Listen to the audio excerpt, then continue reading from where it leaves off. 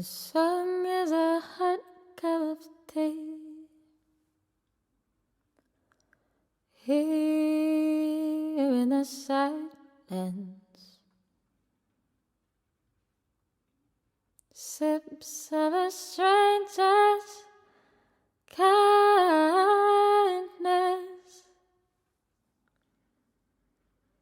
It's the warmth of a smile from kind eyes. Beaming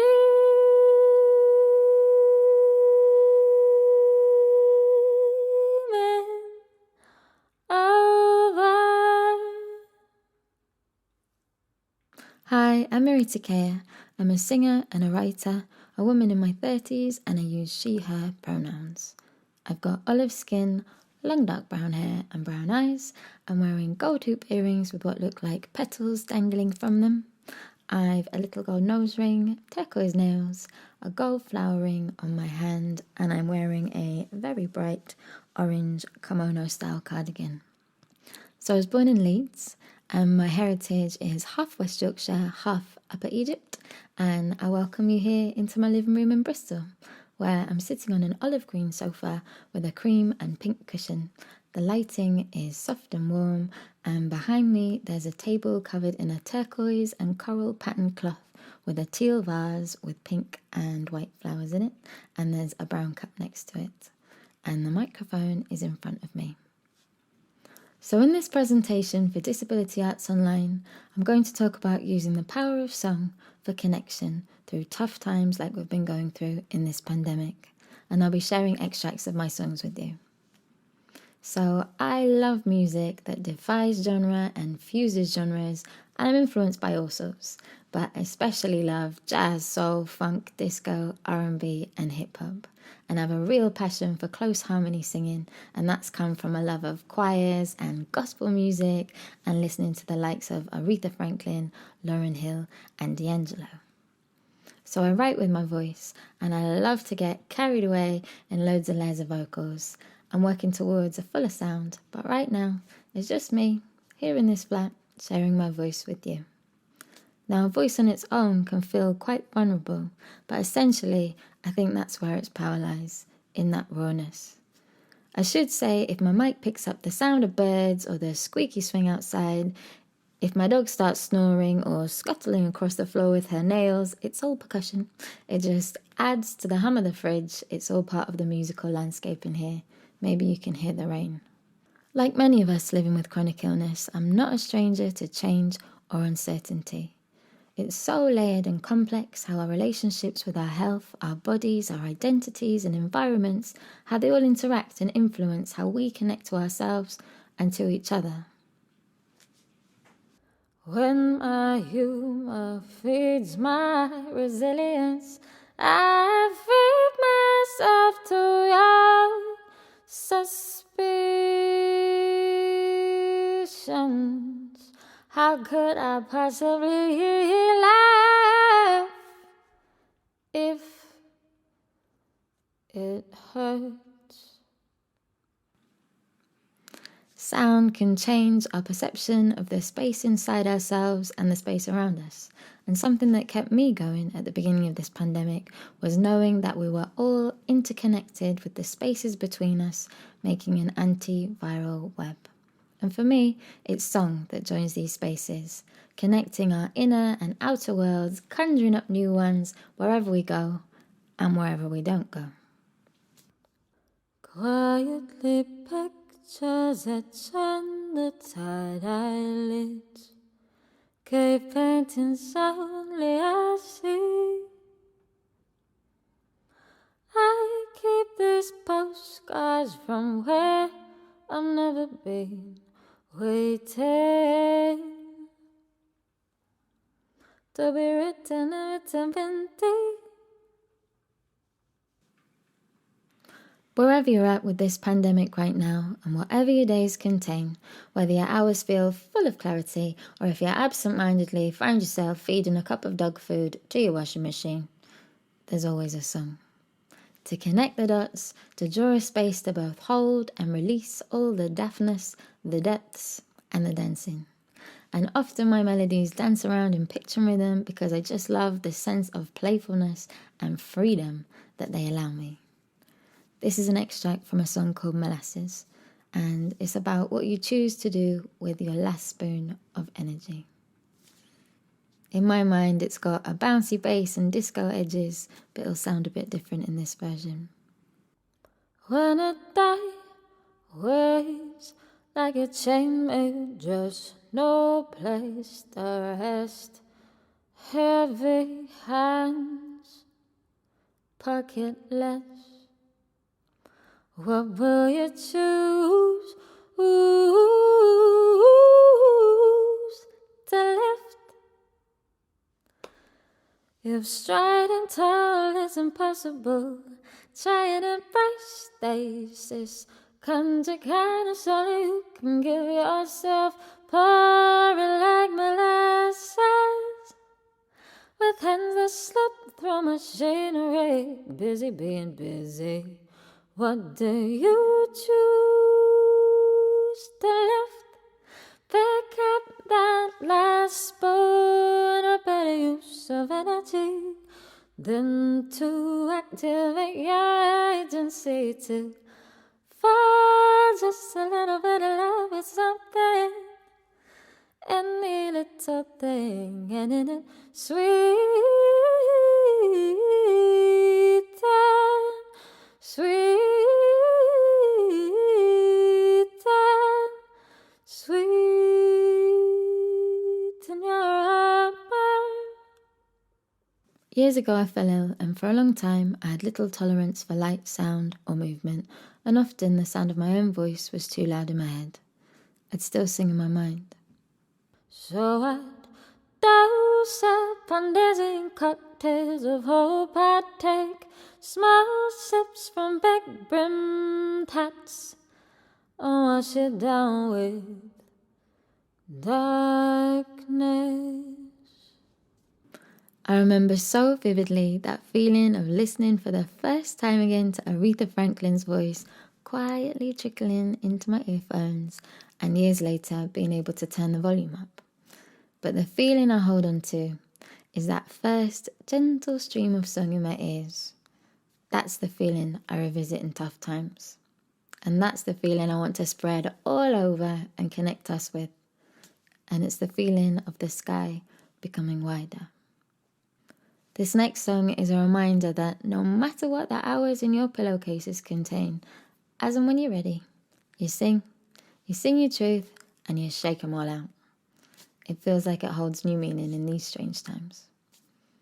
It was inspired by Nina Simone's version of a Barry Gibb song called In the Morning, where she sings, "Please be patient with your life. It's only morning and you're still to live your day." And I like to think that it's always the morning, especially when you sing. I'm going to tap my leg and my shoulder, and you might hear my earrings rattle, bit of extra percussion there.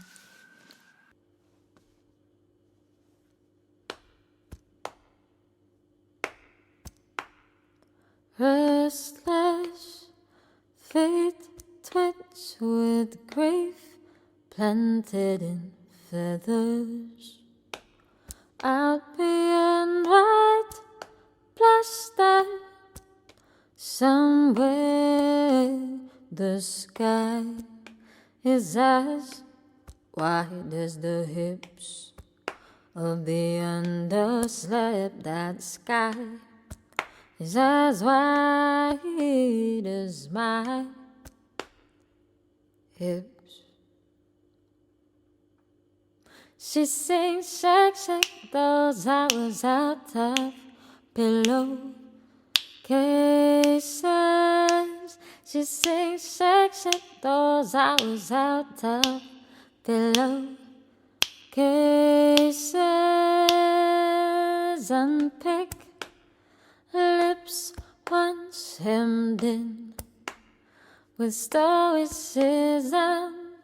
Contemplate nails with these lessons to play. Play again, play again, play, play. Hear the arrows spinning, it sings to a single cry. Sings it still to live its day. She sings, shake, shake, shake, shake, shake, shake those hours out of pillow cases. She sings, shake, shake those hours out of pillow cases. Grieving, dazzling morning shine in bricks and skin. Granting with Nina. Grieving, dazzling morning shine in bricks and skin. Granting with Aretha. They sing, shake, shake, shake, shake, shake, shake.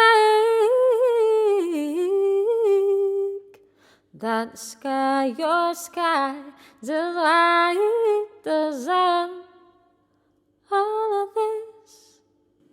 So I use song to galvanize, and I'm passionate about how music can shape our internal and external landscapes.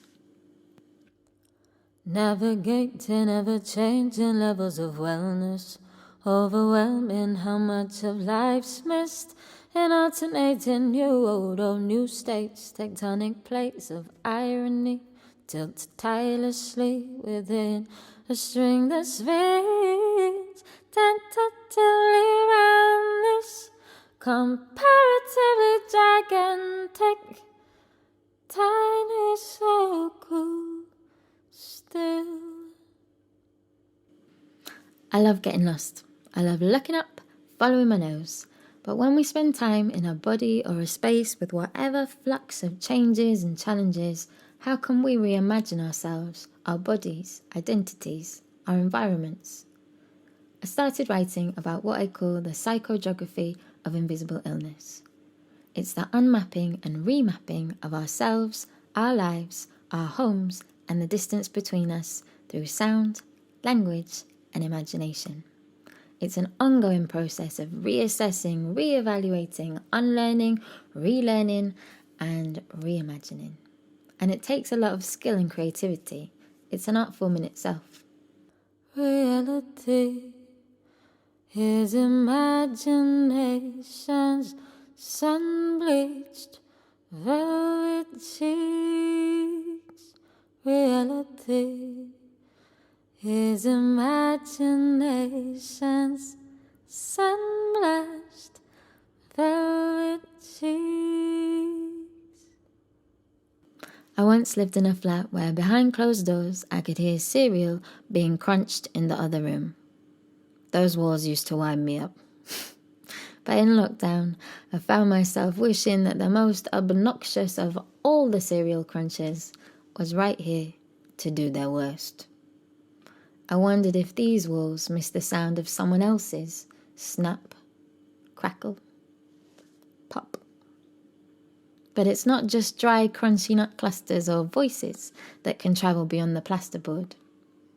The music in your mind, the sound in your mind's ear can travel far further. And when we lean into it, it can carry us through tricky times. It can make hairs on arms stand up and propel us along, even when the music is only in our mind. And that's what my song Small Sails is about.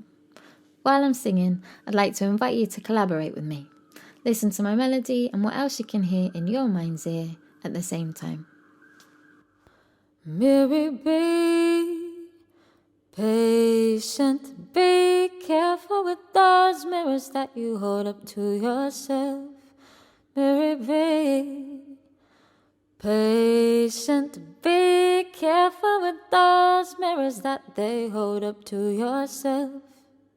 In your mind's ear, no note is ever too loud, no note is ever too loud, no. In your mind's eye, no light is ever too bright, no light is ever too bright.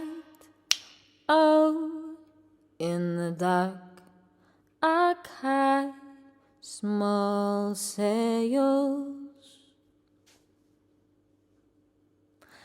ask me to say yes without fear of capability or consequence. Openness to whatever's unknown's adventures make new memories. But he says no again. So instead you cocoon inside a symphony when heads on arms saluting, rising in a plume of music, blissfully summoned by a conjuring. Lean your mind into the sound. Waves will catch you. Now in your mind, see, no note is ever too loud. No note is ever too loud. No, in your mind's eye, no light is ever too bright. No light is ever too bright. Waves will catch you. Now waves will catch you. Now waves will catch you. Now waves will catch you. Now. All at once, a song can be an anchor and a wide sky to travel through, while staying right exactly where you are. I wrote this next song starting from a text that I sent in lockdown, and it's not always words that are needed, so I said, in this message, I'm sending a hot cup of tea and the most comfortable of silences. Later, I started improvising from these words and wrote a song that became a good friend. Now, I've always had a thing for smiley eyes, but during these COVID years, a smile from kind eyes beaming out over the top of a mask has become a thing I top my cup up with. This is called Beaming. Living alone, waiting for Rona, wondering when I'll be safe again. Set another place at the table. We need to talk, and we must in any way we're able. But pixels cannot replace bliss of a face to your face, saying nothing.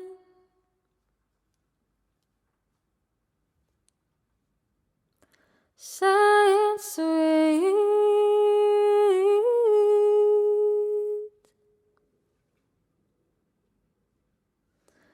Never have worries ever been so finely tuned to a cup. In our loneliness, listen, here's love, love, beaming over a triple cotton-covered mouth. Back from a shop, luck's been turned now. Hands are washed, the handle's been sprayed again. Freezer's been fed, now what? A song is a thigh, by your thigh, right here on your sofa. Glowing as bright as the kind of stars, just being here right by your side, sliding closer. Saying sweet.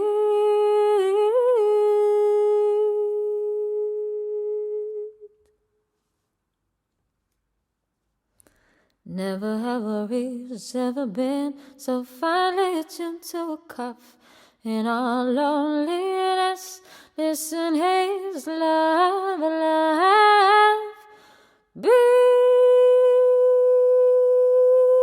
over a triple cotton-covered mouth. Triple cotton-covered mouth. Over a triple cotton-covered mouth. Over, bound in every 2 meters and more, reaching further in all the spaces between us, in all this distance, rainbow windows, Never have our wrists ever been so finely attuned to a cuff. In our loneliness, I saw you dance. Love, love, love. Beaming over, beaming over, beaming over. A triple cotton covered mouth. Beaming over, beaming over, beaming over. A triple cotton covered mouth. When I started writing and singing to myself, I had no intention whatsoever of sharing, because they sing me. But I've realised the value of sharing your song, especially if someone else can hear themselves in it or their lives reflected in it. So now I'd like to make an album and make all this sound that's in my mind's ear out loud. Often a song will have started off as a handful of words that I like the feel of. It fascinates me how language shapes our perceptions of ourselves and each other's lives and our interactions. So I was writing and I got hooked on the word kilter. Kilter. There's only out of kilter and off kilter in the dictionary, meaning not in good working order, bad form, out of balance, out of whack, out of action. But we never say on kilter. And I wondered why. Is it because we're all just doing our thing on a big old ball in space and we can only ever really be tilting and shifting, balancing? As someone who's lived with a dynamic invisible illness for a long time, I've questioned what good form even means. And I think it's an ever-evolving process, not a target to reach. So I've reclaimed kilter as a doing word, like love. Like community, we can't do it alone. It's got to be done together in a society of mirrors that reflect back to us who we really are and says, come as you are. Only then can we have true kilter, true connection. And now that COVID-19 has highlighted our interconnectedness more than ever, I'm wondering, how can we make kilter as contagious as a virus? I'm proposing a network or community of invisibly ill and disabled creatives and our allies, a space to support, collaborate, bounce ideas, showcase, celebrate, creating, imagining, thinking, dreaming, and resting. So if you'd like to hear more about it in the future and other projects, you can email me at miri.takaya@gmail.com. That's miri.tkaya@gmail.com. And you don't have to leave a message if you don't want to. You could just put on kilter in the subject. I'm also interested in different ways of creating, performing and sharing my work, and I'd like to create some kind of show. Something musical, thoughtful, playful. I'm open to ideas and conversations and collaborations, and I'd love to hear from you if you'd like to get in touch. When we're absorbed in a sound, in a song, for however many seconds, minutes or hours, we belong. And in sharing with you now, my songs have become a bridge to you. Thanks for joining me. Miri puts a light blue face mask on over her mouth and looks directly at the camera. Never have a reason ever been so finely attuned to a cuff in our loneliness.